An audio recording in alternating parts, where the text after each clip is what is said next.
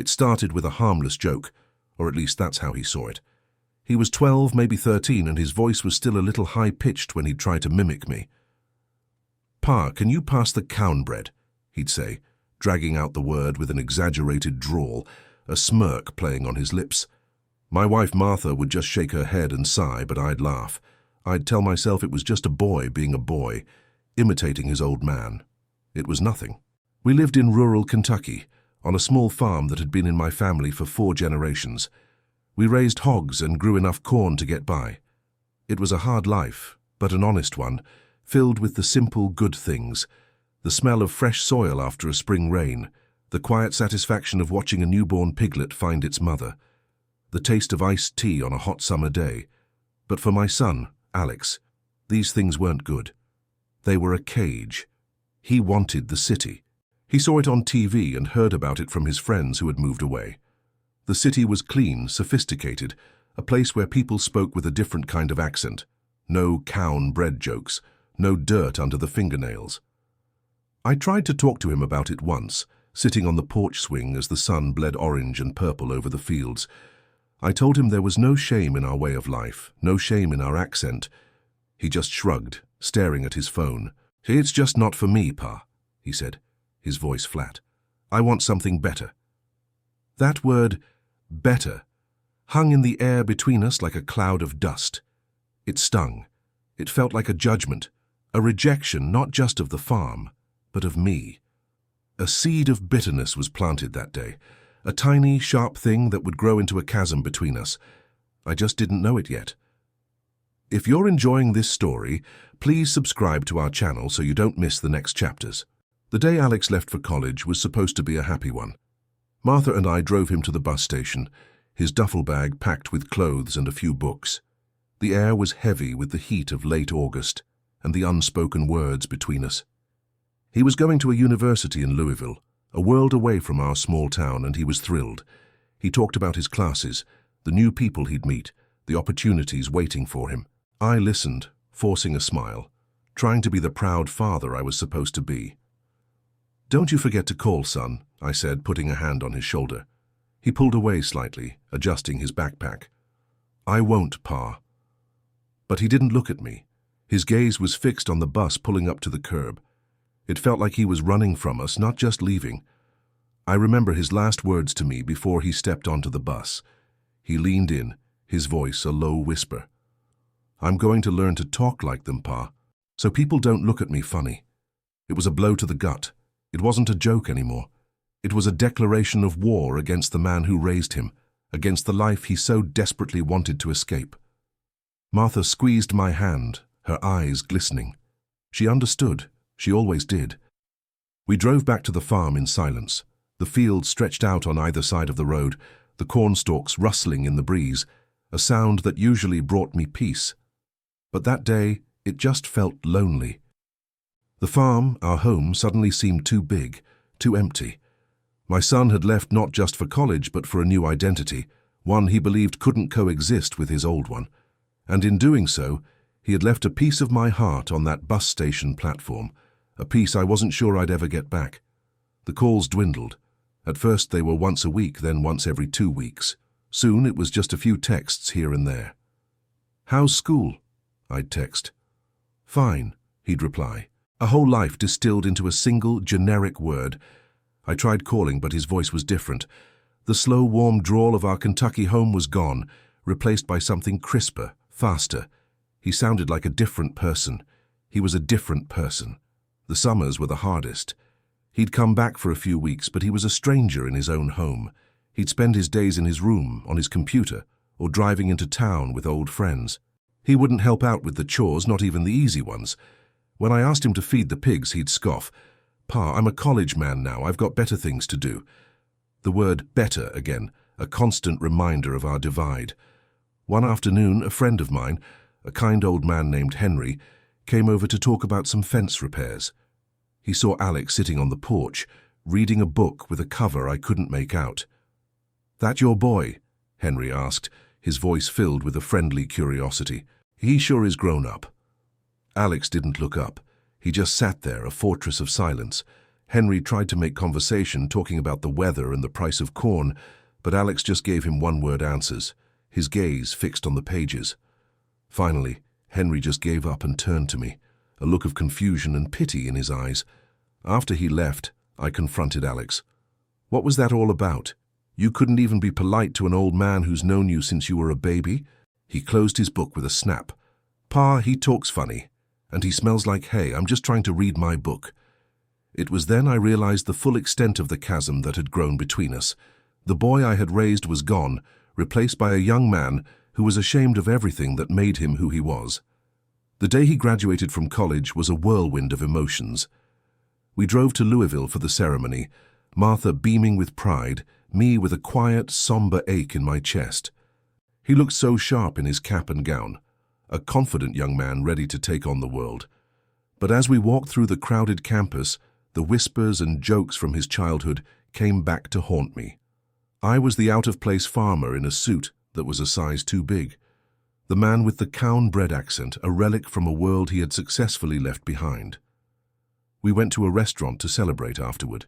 His friends were there, all polished and articulate, talking about job offers and internships in New York and Chicago. I tried to join the conversation, to ask about their plans, but my words fell flat. They'd nod politely, then turn back to Alex, who seemed to effortlessly slip into their world, his voice now entirely free of its Kentucky roots. Then, one of his friends, a sharp-looking young man with a slick hairstyle, asked me what I did for a living. I told him I was a farmer and that I raised hogs.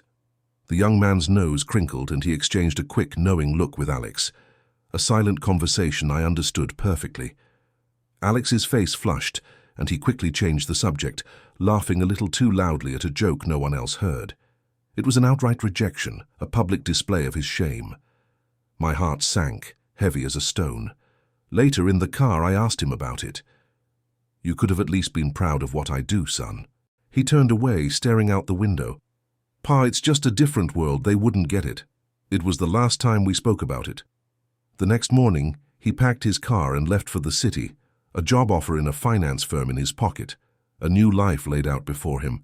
He left me with nothing but the echo of his shame and the sound of silence. If you're enjoying this story, don't forget to subscribe to our channel to follow the journey to the end. The years passed like the seasons, each one blurring into the next. The farm changed too. The work got harder, my body a little slower, a little more tired. The hog still needed feeding, the corn still needed tending, but the joy was gone. It was just a job now, a routine I went through every day, not a life I cherished. My conversations with Alex became an even more sterile and infrequent affair. A phone call on Christmas, a text on my birthday. Always short, always to the point. He'd tell me about his promotions, his new apartment, his travels. I'd listen, a phantom limb aching for a connection that wasn't there. He was a success. He had everything he ever wanted: the city, the refined accent, the respect of his peers. The shame of his roots seemed to be a distant memory, a ghost he had finally exorcised. I tried to be proud. I really did. But a father's pride is a complicated thing, and it was hard to feel it when the man he had become was a stranger to me. Martha would try to bridge the gap, asking him to visit, to come home for a weekend. He always had an excuse: a business trip, a new project, a city friend visiting. One winter, a severe ice storm hit our county. The power went out for days. The roads were impassable. We were cut off and I got worried. I couldn't reach Alex on his cell.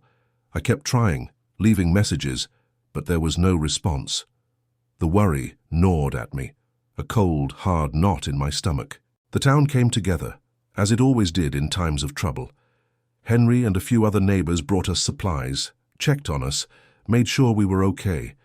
It was a reminder of the community Alex had so eagerly abandoned. When the power finally came back on, Alex called. He'd been on a ski trip with his new fiancée, he said, and hadn't gotten my messages. He didn't even sound concerned, just a little annoyed that his phone had been out of service. That's when it hit me. The man I was speaking to wasn't my son anymore. He was a caricature of the kind of person he had always wanted to be, and he had no room for the old man on a farm in Kentucky. I was mending a fence, the sun beating down on my back, when my phone rang. It was Alex. I was surprised. He hadn't called out of the blue in years. I answered, my voice a little hesitant. "Hello?" "Pa," he said. His voice was different. Not the crisp city accent I had grown to resent, but something else. It was strained, a little broken. "Pa, I need your help." My heart jumped. This wasn't the kind of call I was used to getting. He was usually telling me about his triumphs, not his failures.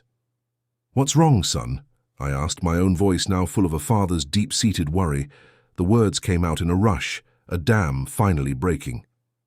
"I lost my job, Pa. The company went under, and my fiancé left me." I was silent, 100 thoughts racing through my head. The city, the fancy accent, the success, it was all gone. A part of me, a small, bitter part, wanted to say, "I told you so." But the bigger part, the father part, just felt a profound sadness for my son, for the boy who had tried so hard to escape his roots, only to be left with nothing. He was a man adrift in a world he no longer understood.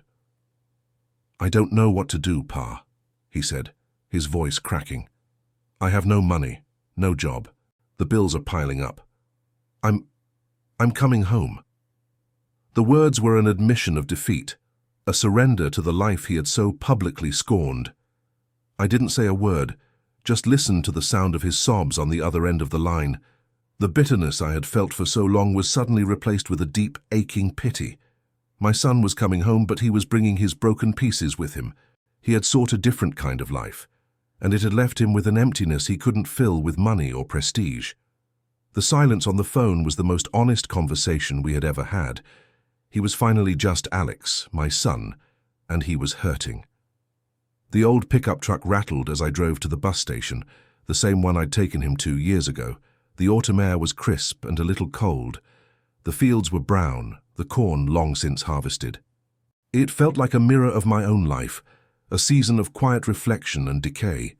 When I saw him step off the bus, he looked older than his years, his shoulders slumped, a hollowness in his eyes that I hadn't seen before. The polished city clothes were wrinkled. His once slick hair was a mess. He carried the same duffel bag, but this time it seemed heavier. He didn't make eye contact at first. He just got in the truck, and we drove in silence. It wasn't the resentful silence of before, but a heavy, sorrowful quiet, the kind of quiet that follows a storm. I tried to make small talk. "How was the trip?" "Fine," he mumbled, a ghost of his old terse self. He wasn't the man who had left, full of confidence and disdain. He was a boy again, lost and scared. When we pulled into the long gravel driveway, he looked at the old farmhouse, the barn, the fields, as if seeing them for the first time. The familiar sights of his childhood home now looked alien, like a country he had forgotten the language of. Martha was waiting on the porch, her arms open. She held him for a long time, rocking him gently as he finally let go of his composure and wept into her shoulder. I watched from a distance, a lump in my throat. Later that evening, sitting at the kitchen table, he finally spoke. "Pa, I'll do anything. I'll feed the pigs. I'll muck the stalls.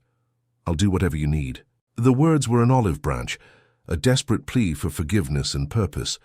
The city had taken everything from him, and he was finally ready to come home.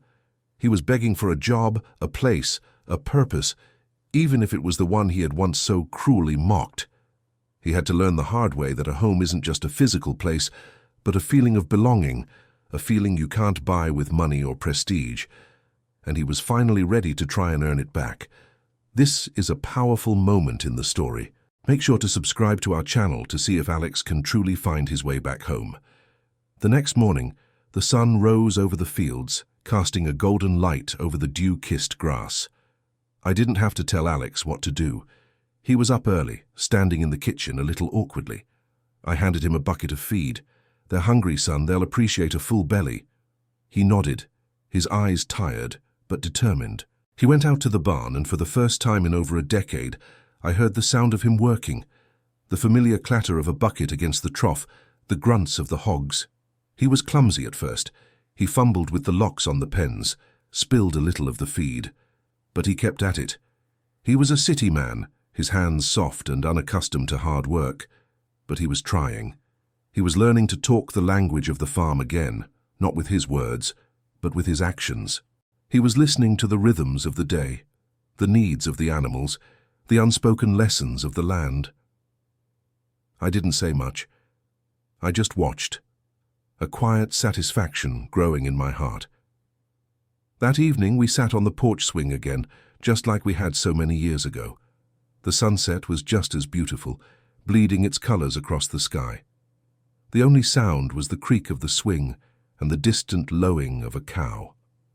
"Pa," he said, his voice soft, "I'm sorry for all the things I said.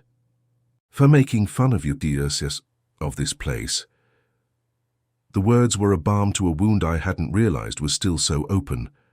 I looked at him, at the tired lines around his eyes, the smudges of dirt on his cheek. "It's a hard lesson to learn, son, that the life you run from can sometimes be the very one that saves you." I put a hand on his shoulder, and this time he didn't pull away. He leaned into the touch, a boy who had finally come home, a man who was finally ready to be my son again. The chasm between us hadn't disappeared, but we were finally building a bridge, one bucket of feed at a time. Months turned into seasons, and Alex settled back into the rhythm of farm life. The soft hands of the city man calloused and grew strong. The hesitant gait of a stranger was replaced by the confident stride of a man who knew the land. He started to anticipate the needs of the farm, fixing a broken fence without being asked, mending a tool with a skill he seemed to have forgotten he had. The work wasn't just a penance anymore, it was a path to healing. We didn't talk much about the past. The unspoken apologies were in the way he'd laugh at my jokes now, in the way he'd listen intently when I talked about the weather or the price of corn. He was learning to be proud of his roots again, not just tolerating them. We'd sit on the porch in the evenings, not in silence, but in easy conversation. He'd tell me about the city, not with disdain for our life, but with a new perspective. He saw the phoniness of it, the coldness. He understood now that all the money in the world couldn't buy the kind of peace he found on the farm. One crisp spring morning, we were in the barn, working side by side. He was holding a newborn piglet, its tiny body squirming in his large, capable hands. He looked at it with a kind of quiet awe, and then looked at me, a smile on his face. "Pa, can you pass me the cown bread?" he said, his voice a perfect, unadulterated imitation of my own.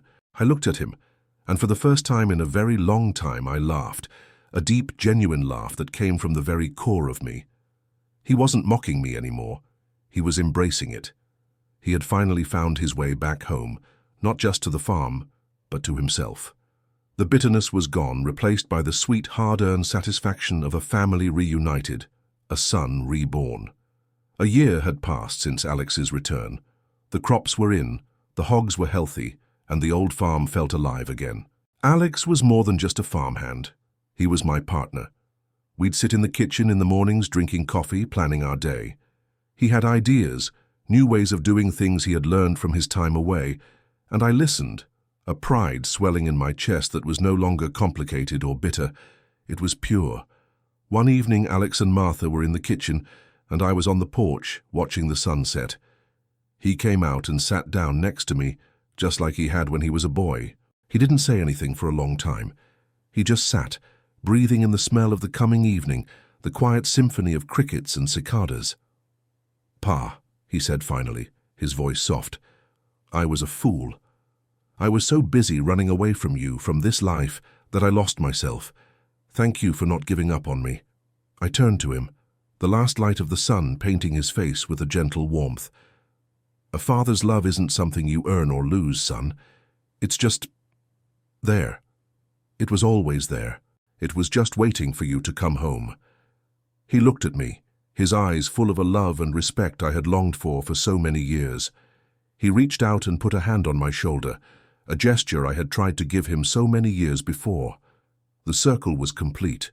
The chasm between us was gone, filled with a harvest of forgiveness and a love that had stood the test of time. I watched him go back inside, a spring in his step, a new life beginning on the old farm he once scorned. The story wasn't just about a father and a son, it was about the roots that hold us, the grace that heals us, and the long, slow, beautiful journey home. My son had mocked my accent, but now he was speaking my language, and it was the most beautiful sound I had ever heard. This is the end of our story. We hope you were touched by this journey of forgiveness and love. If you enjoyed this series, please subscribe to our channel for more emotional stories like this one.